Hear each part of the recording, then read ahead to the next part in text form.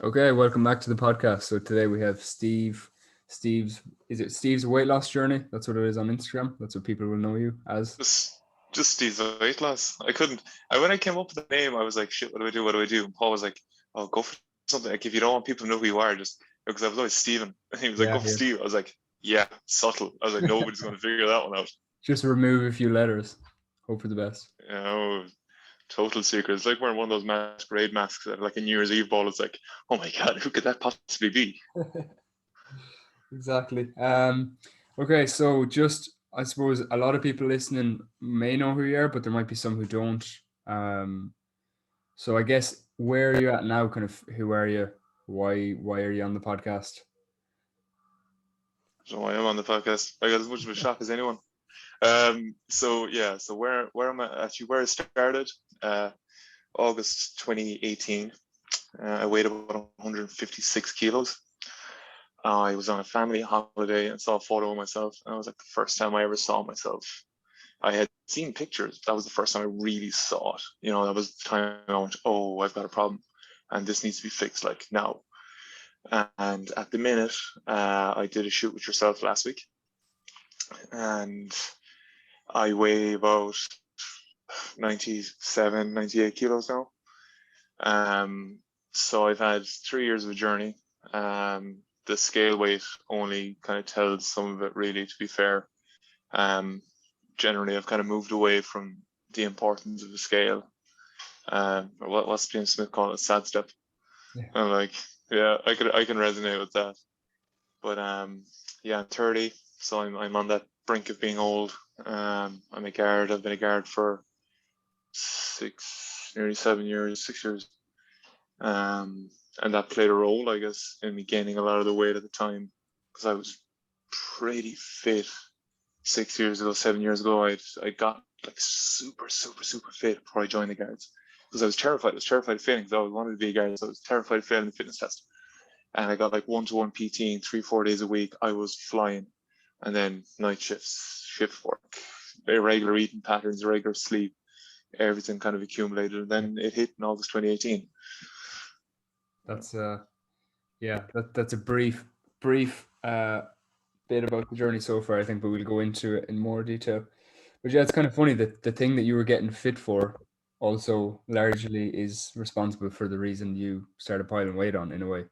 And it's not that it wasn't your job's fault, but I think, like you said, you can fall into that pattern, and when you're doing night shifts, like everything's going against you, and it is very easy for weight to pile on. When you're not getting enough sleep, stress is quite high, um, and you might be using food as kind of a crutch, or you're using it to deal with stress, and it's just a constant loop, and it starts snowballing fairly easily. You know. Um, Yeah, like, I wouldn't want to blame the job ever for it. Like I created a lot of my own bad habits as a result of wanting kind of the easy way. I slept, I stayed in bed longer, and then I went for the easy food option because it took less time. yeah, Rather than getting up maybe 15, 20 minutes earlier and prep a little bit of food, I couldn't been arsed simply. exactly. Yeah, so I'm interested in hearing a bit more about kind of where you started. Like, so you saw the photo, and then on the family holiday, and that's when you were like, okay, shit, something needs to be done. And then what did you from there? What did you do? Yeah, so that was our second last day in Lanzarote, and that was a brand new T-shirt. And I was spilling out of it, and I was like, that shouldn't be. I shouldn't be spilling out of a brand new T-shirt, and I hated it. And I was just, I'll never forget the feeling of seeing that photo. It was just, it was horrible, but it was great at the same time. It's like that bottom of the barrel where you're like, this can get better. I can make this better now if I do something. And the something I did was I literally lay there on a sun lounger like a fucking wall was dying in the heat because it was like 40 degrees. And I messaged Paul Dermody. And Paul was like a long term friend of mine. We worked together years and years ago on the doors in Galway doing security. And I remember throwing out the olive branch because I didn't know how to start the conversation. I knew what I wanted to say, but I didn't want to come off the bat and seem desperate. And I just messaged him and I said something about Spanish coffee being class. I was like, oh, I don't know how you do it. If I lived here the whole time, I'd be an addict or. And we started chatting, and he literally, I think Paul knew something was up. He's never admitted to knowing, but I think he knew there was a reason I messaged him. And he basically said, how are you doing? And I just told him, I was like, well, I've actually put on a shitload of weight. I don't like it. And I've seen one or two of your clients have lost loads. So do you think we could do something? And he goes, talk to me after holidays. And yeah, like that, 7th of September, we officially started. 6th of September, we officially started. And he changed a lot of what I would have thought was fitness in my head. I had a lot, and I mean a lot of notions of what fitness was, of what dieting was. And he broke it down into like the most simple things for me. And I think the simplicity of it led to sustainability, which is why 3 years on, I can still, like that. I've just had a week off where I've ate everything. I've had cake for breakfast and Guinness for desserts. And I'm able to just wake up this morning and go, okay, I have my porridge there with some fruit and some protein in it, have some eggs later, whatever. Yeah, so we set about. He taught me how to count calories. He taught me that, simple things like there isn't good and bad foods. There really isn't. Good and bad decisions, but foods themselves inherently aren't good or bad. He got me moving. I wasn't aware, which was a huge reason I put on the weight, of a lot of the things I was doing to myself. I was terribly unaware of how inactive I was. I was terribly unaware of how much I was eating, just the sheer quantity of food I was going through. I wasn't even aware that I was drinking about 1,200 calories, like just liquid calories a day. And didn't dawn on me. He asked me roughly what I eat a day, and he was like, do you drink anything? I was like, yeah, I have like 4 cappuccinos or 5 lattes, whatever. And he's like, that's like 1,000 calories. I was like, oh yeah, and some Coke. And he was like, okay, I'm starting to see the issues here. So yeah, it was a good couple of. We teamed up officially for 4 months that time, and I had to like beg and plead for him to stay with me for December, because I was like, I just need you to get me past Christmas.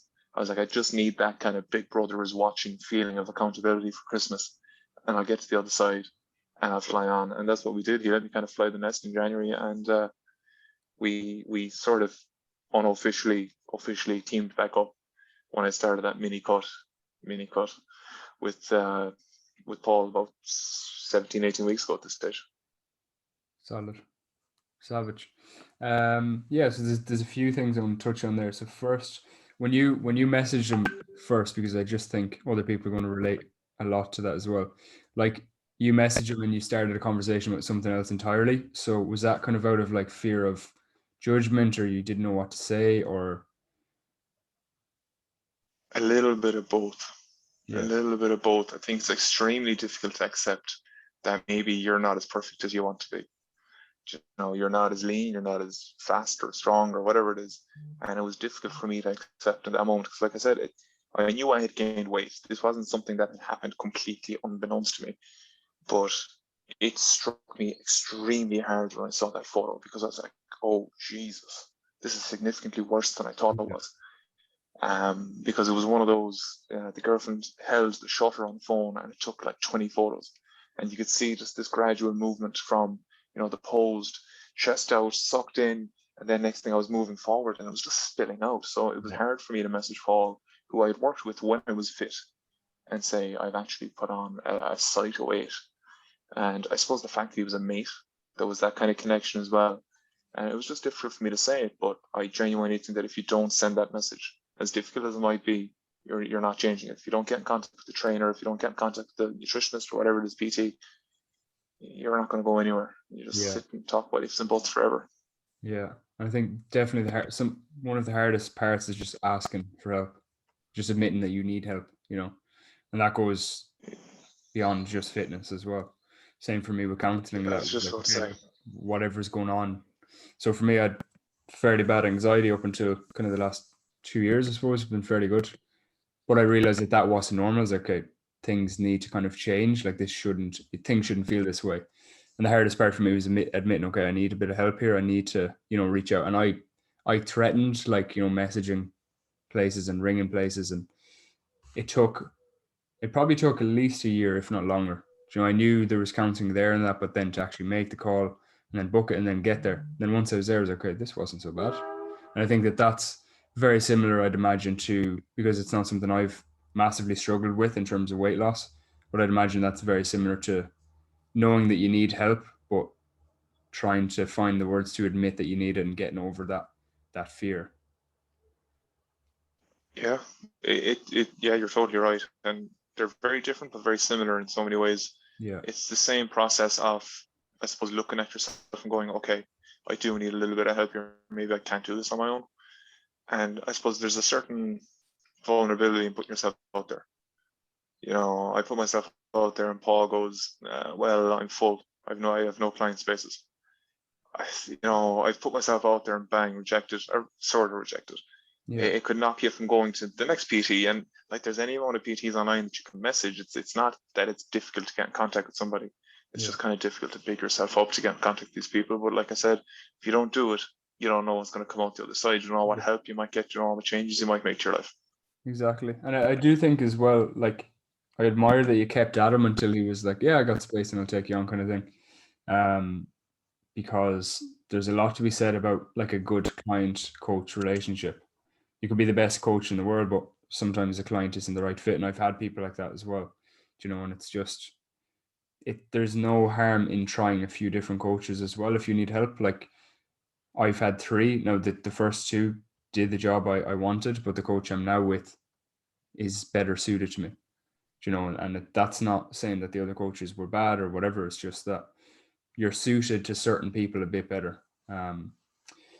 Cool. So what would have been like over the last, how many years is that? 3 years? It's Since 3 years at the end of 2017? this month. 3 years. So it's Um, like 2018, yeah. 2018. Yeah. So what would be the three biggest lessons over the last 3 years for you? These always sound kind of cheesy and shit. And like, when you try to explain them, it's like, oh no. But I suppose the biggest lesson I've learned about myself is to set my own ceilings and to set my own boundaries, because for a long time I had other people or other things set my ceilings. And I believed people when they said, that's not really your thing, is it? Yeah. I mean, I had people tell me that I'm not a runner, and I'm like, oh, maybe I'm not a runner, maybe they're right. And like, since then I've gone around 5, 10s, half marathons, 30Ks, and I'm like, yeah, I can run. Maybe I can't run very far, but I can run, so screw you. So like, the self-belief element of it, I suppose, is a big thing for me. um I've learned, Jesus, three things I've learned. I suppose I've learned that you have to be willing to try new things and expand your horizons a little bit, because you simply don't know what's outside them. You could end up being the best shot putter in the world, but if you never try it, you won't know. Yeah. Um, Geez, I really don't know. I'd be willing to. I suppose the circle really was a big learning thing for me. Not to, and this sounds kind of cold and callous, but I simply don't care about a lot of people, and that sounds horrendous, but I have like 5 or 6 people that I care completely about. I care about their opinions and I care about what they say to me, because I know that they have my best intentions at heart. They're not saying something to me to try and say hurt me or drag me down or anything like that, but they'll say the thing to me that maybe I don't want to hear, but I have to hear. Mm-hmm. It's not always the yeses and the nice answers, but I know I'm able to go to those people and get a good answer from them. Like, I went to three of the lads just before I did the cut, and I literally went, do you think this is something I can do, should do, I'm able to do? And they all gave me very detailed, well, positive answers, but as to why I could and what it'd be like. But like anything, I have different circles for different things. Like my fitness circle and say my friend circle at home would be the same. But like I said, not caring about everybody's opinion, because for a long time I think it might have been a case of maybe wanting to be accepted, and feeling that at least if I was accepted, that the weight thing wouldn't come into it. But I cared way too much about what everybody thought. Whereas now I don't really care. Yeah. Yeah, I love that. I'd say it would be easier for you to give me like 10, 20 lessons rather than just three. Like, there's so many. When you Um, narrow stuff down, it's like, shit, what am I leaving out? yeah. It's like when, that stupid, I've been asked that stupid question before. It's like, if you could invite three people, dead or alive, to dinner, who would you pick? It's like, three people that have Mm. ever existed. It's like, how am I supposed to pick that? And you're just going to naturally forget someone or something like. Absolutely. Cool. So then I guess in terms of nutrition, like what was the biggest what was the biggest takeaway? And I know how funny that sounds. What was the Yeah. biggest takeaway you got from nutrition? Like where was your head at when it came to food versus now where it's at? Oh, I can't. I just can't compare them. I really can't. And I Yeah. know that's like it's a non-answer, but like bearing in mind that my day would have consisted, my early shift of work would have consisted of some sort of very quick breakfast. So something like a croissant or a couple of pain au chocolat or something. And then I would have had like a fry, and then I would have had a carvery lunch, and then I would have gone home and had dinner. So my idea of food wasn't great. But then on the flip side, I used to Google, like extreme diets. So I would have tried chicken and broccoli when I wasn't in a place mentally to try chicken and Yeah. broccoli. I'd last a couple of days. I'd fail miserably and go looking for happiness at the bottom of a Ben and Jerry's jar and think I was the problem. I went on shake diets. I went on vertical diets. I did all this crack. But the biggest change for me was simply not thinking of certain foods as good and bad. I understand that people will naturally probably put things into categories like junk food, and I understand what they mean. You think of ice creams and chocolates, but for me, for years and years and years, when I was trying to lose weight, I would have thought, chocolate bad, pizza bad, and if I had a little bit of it, but that was it, total failure.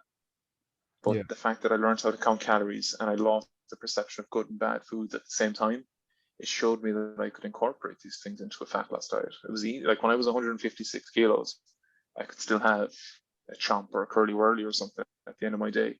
And I was still happy because I had that bit of chocolate, but I didn't eat the share size of, dairy milk that was bigger than my head, which was a genuine problem for me. I was eating so many, like I'd literally get in from work at 5. I lived like 10 minutes away from work at max. I'd get in on the way home. I'd stop at Applegreen. And they'd be like, €2 or 3 for a fiver or something on these big massive chocolate bars. Get those, get share bags, and just sit there and eat them. And then I get a takeaway. I'm like, oh, I see where the issue was. Yeah. But yeah, losing the good bad thing was huge. It really was huge for me. And what do you think, if you can think back to then when you're eating, so let's say you had a load of chocolate and then you're having a takeaway as well. Do you think that was like out of hunger or do you think that was out of guilt around food? Like I'm not trying to give you ideas, but if you can get into that mindset, what do you think was happening internally there? Definitely wasn't hunger. I was eating a huge quantity of food. Like genuinely, I was eating so much goddamn food. But it was a coping mechanism. I think a lot. I I imagine most people can appreciate like my particular line of work can be kind of stressful. There's things that happen and you kind of you don't feel great after, and you see a lot of things. And I'd use food, or I try to use food as a mechanism to get to that tastes good. I'm happy. But like I always said, I never ever found happiness at the bottom of the fish food. Yeah. But I understand that people will naturally gravitate towards things like Ben and Jerry's rather than going for a head of broccoli when they're feeling unhappy. But for me, it was a bit of a coping mechanism. It was, I suppose, I was genuinely unhappy with where I was at, and yet I was unwilling to do anything about it, or unwilling to do anything about it yet. So for me, it was easier to sit on the couch alone and justify eating a pizza by saying, "I sure look the Bundesliga 2 match between Cologne and Bayern Munich 2 is on there. I love soccer, so I'll watch the match there and I'll get pizza." Like I was justifying things with crazy rationale, like saying, "Oh, the sports is on." Like I Yeah. had, I had a lot of sports channels. I could find a match if I tried. Yeah. There's probably always a match on. And if you're using that kind of rationale, as you said, like, oh, there's a match on, so I'll have a few points. And I think that's one of the biggest problems, especially in Irish culture. We can't just sit down and watch a match without having a drink, you know? There's always No. going to be a match on, but you can actually sit down and entertain yourself without eating or drinking or eating maybe something a bit lower calorie. You don't need the Yeah, and Doritos and 6 pints. yeah, and that's exactly where I was at. I was justifying food decisions by saying, "Oh, the soccer's on, the rugby's on, the fucking golf is on." I'm like, "I don't even like golf," and then Yeah. all of a sudden it's like, "Oh, there's nothing else on." Big golf fan, big golf fan. Yeah. So what made you do a photo shoot then? Because I'd imagine when you started 3 years ago, you had absolutely no idea you'd be working towards doing a shoot, getting in front of a camera. And I know as well you've also done some kind of modeling shoots and like interviews, as you're saying as well, being on live television. Like when you started, you probably didn't want to be in the public that much, whereas now you're kind of doing a shoot and going far beyond the weight loss. Like what made you kind of want to Yeah, rush towards a shoot? you put it lightly there when you said I didn't want to be in public or be seen. To be honest, when I weighed 156 kilos, I'm 6'4" and I was 156 kilos. It was hard for me to hide, and all I wanted to do was not be seen. Yeah. It was kind of an ironic twist, really. But modeling is a bit of a stretch now. I stood there and I had a nice fella take photos of me. But yeah, what made me want to do this, the shoot? I suppose for me, and I said this 17 or 18 weeks ago on Instagram when I said I was going to do it, it really isn't for Instagram. It's not for, clicks and likes. And then the account was never about that. The account initially was accountability for me. And it was for, hoping, to show people that work shifts or normal people can do these things. But for me, this was approaching, and I knew it would be in around the time of 3 years from that photo in Lanzarote. And I was like, you know what? COVID, not a lot of it, anything else going on. I was like, I could give this a solid 3, 4, 5 months and work at it and have something at the end of the 3 years for me, not for anybody else. Um, and yeah, I'm glad I did it. I'm glad I did it. And I suppose the other bits, I was fortunate enough to be asked to wear a couple of suits and take a few pictures in them. It was kind of like getting dolled up for a wedding without the nonsense of actually having to go to the wedding. It's like that nice feeling when you're kind of going, yeah, I like this, And and you then not wake having to you go to wake up church. without a hangover. Yeah, exactly. But yeah, it's I didn't see any of this stuff coming 3 years ago. 3 years ago, I just wanted to be able to go up the staircase without getting tired. Yeah.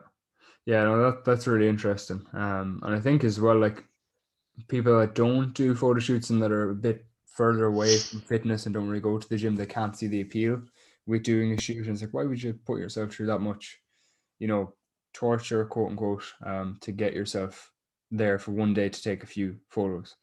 But it's more that it's something to work towards. It's to show yourself that you can do it. I think it's like you said, a mark as a celebration. I get a lot of clients that I've trained a few clients now for photo shoots and shows, but when they initially come to me, that's not the goal. It's just that we get to their goal and then we're like, okay, this is possible. What's next? And you're like, okay, I've always thought about doing a shoot. It's like, all right, let's do it. Like, let's just work towards it.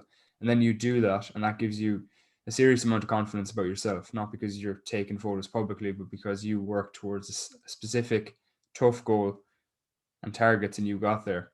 And now it's like, right, I've done that. What else is possible?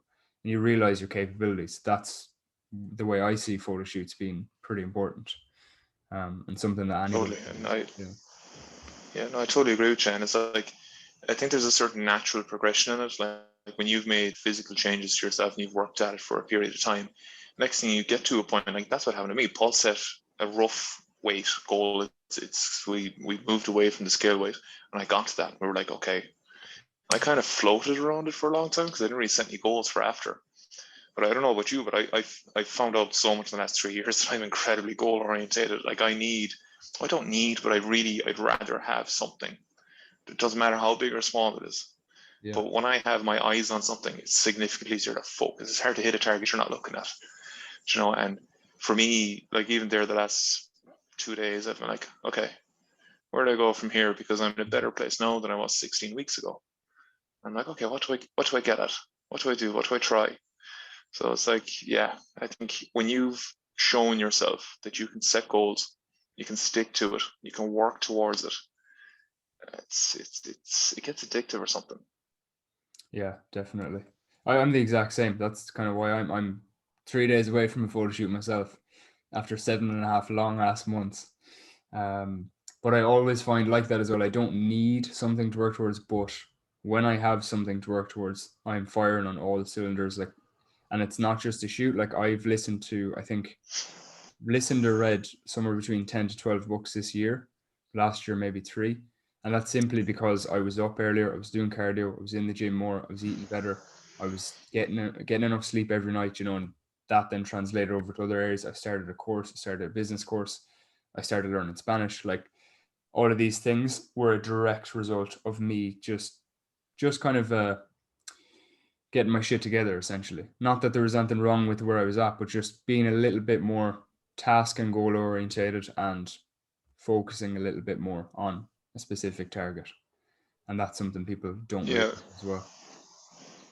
it trickles through. I think there's an awful lot of like side benefits, particularly maybe to physical fitness.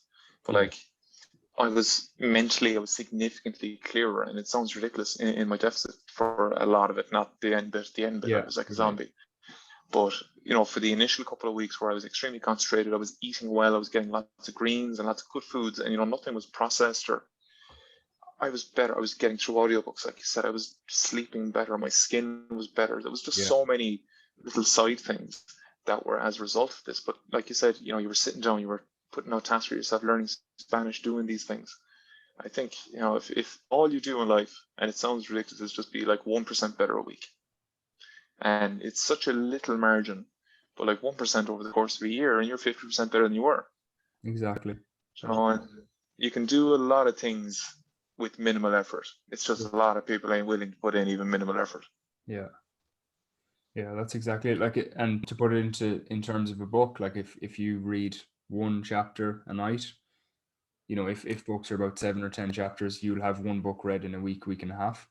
So you'll have somewhere between 40 to 50 books read in a year if you read 1 to 2 chapters a night, which is fairly doable for most people. It's about 10-15 minutes max for most books. Yeah, but like I've had this conversation so many times. Your results lay where your priorities are.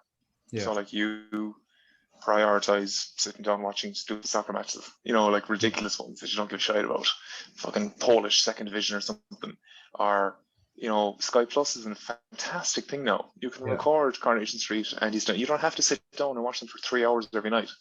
You could read a chapter of a book, you could learn a little bit. Nothing against Coronation Street and EastEnders. I'm a big fan of your man Danny Dyer, the actor, but I couldn't sit there and spend 3 hours. I just can't do it anymore. Yeah. And it's funny. Like I would have sat on that couch from the minute I got in from work at 5 past 5 or 10 past 5. I would have had Deliveroo come to the door because I couldn't have an arse going out. Like, so I would have sat there for hours and watched telly. But no, I read, I listen to books and podcasts, and like I said, it's just funny how one little change can lead to loads of other little changes. It just trickles through. Massively. Um, so when did you kind of start the Instagram journey then? Because I've been a friend of Paul's and following Paul for years anyway. So I'm pretty sure I've seen when you kind of started it. And at the time, I don't know, Shocking. was it something you're posting like that much on? And then like how did it start initially and what was the thoughts behind it? It started shockingly. Those like real cheesy things on Instagram where it's like your first post will be poor, but you won't get to your 100th one without your first one. Your first podcast will be crap, Oh but yeah, you won't my get to the first 100th one. podcast, yeah. Even I though was it's like that. I was actually like the first one was. my first podcast is still my most listened to one, even though I thought it was the worst one. But anyway, I'll let you go. Okay, we'll get back to that. But yeah, no, I was literally like I was just writing stuff, like the Samsung Notes on the phone. I was just typing stuff up, and I'd send it to Paul, and he's like, "You have to put this somewhere. Like it has to go somewhere." And I think it was like, I think it might have been November. I started up the page. So if I started with Paul in September, um, I didn't really know why or what I was kind of doing with it initially. I still don't really know what I'm doing with it, but I remember Paul was like, "You have to put these somewhere." He goes, "Because you could potentially help somebody." And my thing from Dave Daft like was just, if one person, I don't give a flying flute if there's a million people following me or if there's one, but if that one person benefits from something I post or say or write or whatever it is, Yeah, then it's immediately worth it. absolutely. Yeah. Like I don't care for metrics of follows or for likes. I appreciate them. That's great. But I'm never leaving my job. I have a career in the guards. I'm not going to be like a side influencer going to fucking Bali or Abu Dhabi or wherever the hell they go now. It's just not in it for me. So I'm not going to monetize it or make it a business. I'm just there to show, like I said, it keeps me honest. It keeps Yeah. me accountable, firstly. But it also just to show that, yeah, okay, you can work shifts, you can have terrible eating patterns and a terrible relationship with food and all these things and change. That's pretty much why I did it. Like my first, and I'm still pretty bad, my first couple of posts were like essays. It was like the caption and then maybe like 2 comments under it with just essays. And I'm like, damn, why did I do that? Nobody was reading those. Yeah, it's come a long way. So, but like that, you have to start with anything in order to get to where you want to be with it. But like you said, that's exactly why I do the podcast. I don't make a cent off these podcasts, not yet, anyway. Hopefully someday I'll have my own Jamie, in Joe Rogan. Jamie, Oh, pull that yeah, shit up. yeah, yeah. I'll have a proper Get that studio going. video up. Yeah. But no, like I don't do it for money. It's more that I do same as what you're saying. Like if this only gets one listen, and I know it'll get a bit more than that.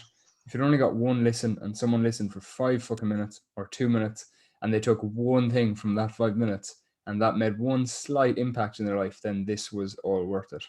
And I have got some like amazing messages after podcasts that I didn't realize as well. People starting like businesses, people taking leaps, starting Instagram pages, starting their fitness journeys, just relating with the guests I've had on, various things like that. So I always kind of say as well to clients, like, that you never know who you could be inspiring. So that's why I think sharing your journey is so impactful. Because someone out there will look at that and go, fuck, I need to do something.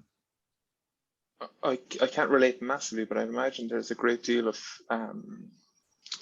maybe not satisfaction would be the wrong word, fulfillment involved. Because like when I was sick, I made a decision to talk about it. And I wasn't sure at the time. I was like, this is one of these things, if I put it out there, I can't take it back. But the amount of people that have messaged me over the years going, I heard you speak about this, or I saw you speak about this, or I read you speak about this. And I went to the doctor. And Yeah. it turns out it was okay. But because of you, I went to the doctor. And Yeah. I'm like, every time I see that, I'm like, oh man, I made the right decision. Yeah. Yeah. So I'd imagine you the same when people are like, that thing you said, it just blew my mind or it opened my eyes. I'm Yeah. like, it must be good. I thought about doing a podcast for 2 years, maybe even three, and it was actually Paul. It's Paul's. I was going to say it's Paul's fault, but it's not Paul's fault. It's thanks to Paul that I had started this podcast because I was actually on a call with him. And he said, "Oh, hey," just towards the end, he was like, "Where's the? Tell me about that podcast." And I was like, "What podcast?" I had no clue what he's on with. He's like, "The podcast you told me you were going to start." And I was like, yeah." And he said, "Where is it?" Like, he's like, I haven't started it." "Okay, when are you going to start it?" I was like, next month."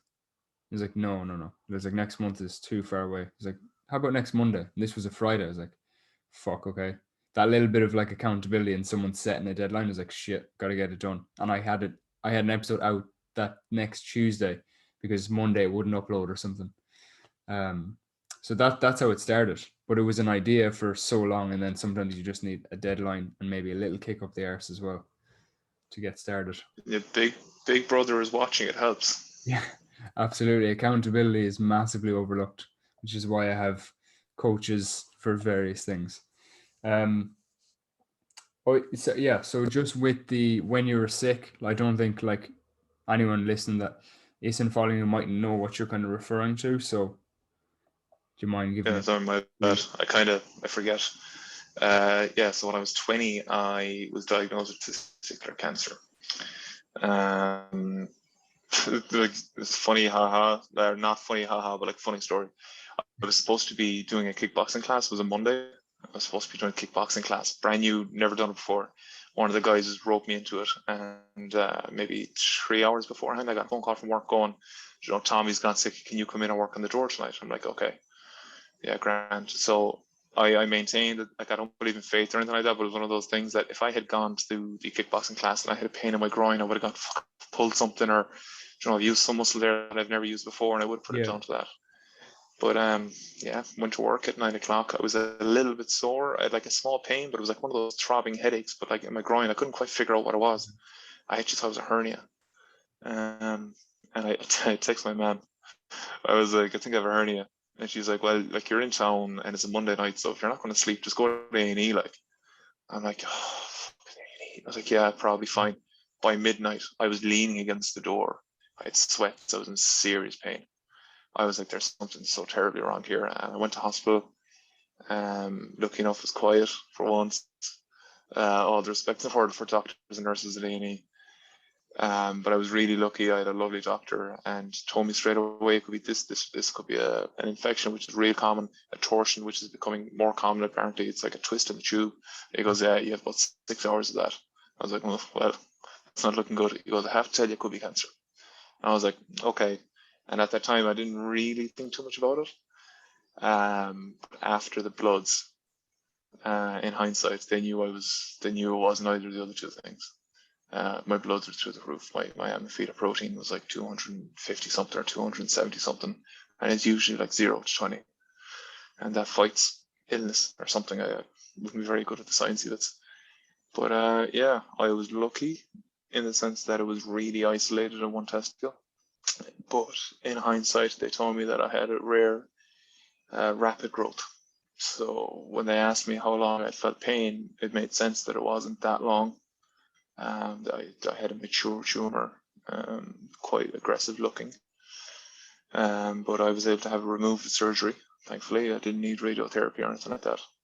But for 7 years, I had bloods done pretty much every 2 or 3 weeks. I had CT scans, MRI scans, X-rays of my lungs. I had so much radiation thrown at me for a couple of years that I was slightly disappointed that I didn't come out of it with some sort of superpower. But yeah, 7 years later, when I was about 27, I got told, you're no longer considered at risk or any greater at risk than your normal person, which I maintain was still probably the best day of my life so far. Yeah. To be told that you don't have to come back to oncology anymore, you don't have to come back for these tests. It was nice. You still worry, but that was a good day. That's solid. Yeah. With that then, like, was this before like weight gain became a problem? Yeah. So you were like, Yeah. what were you doing anything to deal with that? Like, I'd imagine I can only imagine, like, it's probably very stressful and just scary. And what were you kind of doing to cope then? Yeah, I suppose I was never skinny. Like I was never small. It's just never been a thing for me. I was always the big fella, I was the full forward. I was the target man. Don't make him run too much was kind of the thing. So I was playing rugby at the time, which kind of, physically was grand. Yeah. But after the surgery, I couldn't do stuff for, I can't remember, was it 3 or 4 months? Yeah. It's just obviously with stitching and stuff, I couldn't. But I went back playing rugby. I was training, but there's a nice drinking culture in rugby, and at the level of rugby I was playing, there was a serious drinking culture. So, whilst I suppose I was just glad to get over it. I don't know, like it sounds mad that I wasn't too stressed about it, but I obviously was. Like I had to wait, I don't know, 3 or 4 days for surgery. I was scheduled in, and then there was like a really bad crash or something. And my odds, I understand why, but my surgery got moved like a day or two. At the time, I was stressed. Yeah. I remember being told you have cancer. I like nearly passed out. It was the same doctor I had all week. He was a young guy, and I'm so grateful for him. And I don't know his name, but he was the nicest fella. And the fact that I think he was young helped a little bit. I think he could, empathize a small bit. But he brought me into a side room, and he was like, I have to tell you, my dad had just left. My mum or dad were there with me the whole time. Mum had gone home because we had Irish students, and dad had gone to Tesco to get me food and stuff. And he had just left. So I was on my own, and he brings me into a side room, and he told me, and like, it sounds cliche, it sounds ridiculous, but like, I was nearly like looking down on it. I could nearly see him talking to me. And once he said, we've done the test, you have cancer. Like everything after just sounded like a trumpet. I just couldn't hear anything he was saying right. And my mind was just going 100 miles an hour. And next thing I just heard him go, please, he goes, don't pass out. He goes, I'll never pick you up. I was like, okay, that brought me back pretty nicely. But, the hardest thing I think I've ever had to do was ring my OLED. Yeah. Because I couldn't even say it to him. I actually couldn't say they've told me I have cancer. I was just like, you have to come back. And he was like, why? I was like, you just have to come back. But the stress for that week was pretty bad. And until they did the test after removing it, they could see with my bloods, there was no more cancer. until once I got that, the stress dropped a lot, understandably. Yeah. But yeah, I was training a bit, but And I wasn't really doing all that much. did you ever go back to kickboxing? Did you ever start? No. No. You've seen me hit a punching bag. You know well that I've never done anything proper. No, I didn't go back to kickboxing. I took that as a sign to maybe leave the kickboxing to the kickboxers. Fair enough. Yeah. So you have the photo shoot done now. What's next? Is there anything in the pipeline? Is there anything you're thinking about? Well, to quote what I said to Paul the other day, I was like, "This is giving me a good foundation for what I do next." And he goes, "Well, what's next?" I was like, "I don't know now. Where's my fucking oyster?" I've had a week off, and I don't mean to keep rubbing your face in it because you're like minus carbs and like 3 days away from your shoot. Yeah. But I've had like a crazy, like I've just pizzas and Italians and all this crack all week, stuff that I really hadn't had for like 4 months. I'm just literally just back for a weekend away as well. So I'm just kind of, I suppose, taking scope of the landscape and having a quick look at what I want and prioritizing a few bits. I have a few bits personally that I'm doing out at the minute as well that are going to take up a lot of my time. So I'm glad to have got where I got to. It provides me with a very nice foundation for theoretically if I had to do something like this again. However, and I think you might appreciate this, if I go to do a cut again, I may do it in winter where there isn't barbecues and beers and beaches and stuff like that. It was poorly timed in that sense. But yeah, like I said, I'm incredibly glad I did it. It was good for me to be able to just put myself through that mentally, have that maybe discipline check. Mm. And like I said, for me personally, it was nice to have it kind of coincide with the 3 years since that photo on the green. Yeah. In my own head, it'll make a nice side by side. Definitely will. Yeah, so you're just letting the dust settle a little bit. But I'm glad you said that as well, because I think a lot of people have the idea that, oh, summer's coming up, I have to get the summer body, and they start thinking about dieting down in February, March, April. Usually a bit late. It's usually May. They're like, fuck, I have a holiday in 4 weeks. But anyway, they're trying to get the summer body. But the thing is, if you're entering a more like restrictive period where you can't really eat out as often as you want to, eat all the foods you want to, drink as much as you want to, because being real, like you can do all things, but it's very hard then to actually lose weight, especially if you're, trying to lose a significant amount of weight or you're going for a shoot or something like that. So it does actually make a lot more sense doing it during the winter cold months when it's dark outside and there's nowhere else to be going really bar either the pub or the gym. So, it's just things work out in your favor. You're not missing barbecues, you're not missing holidays, weddings, birthdays. Like a lot of these things are celebrated mainly during the summer, there'll be less things you'll miss in the winter. Yeah, and I love barbecues. So Yeah. it's like my favorite thing in the world. Summer, I was like, why did I? There was one point a couple of weeks ago, I was maybe a month away from finishing, and I was like sitting outside, and I had a Tupperware box, Yeah.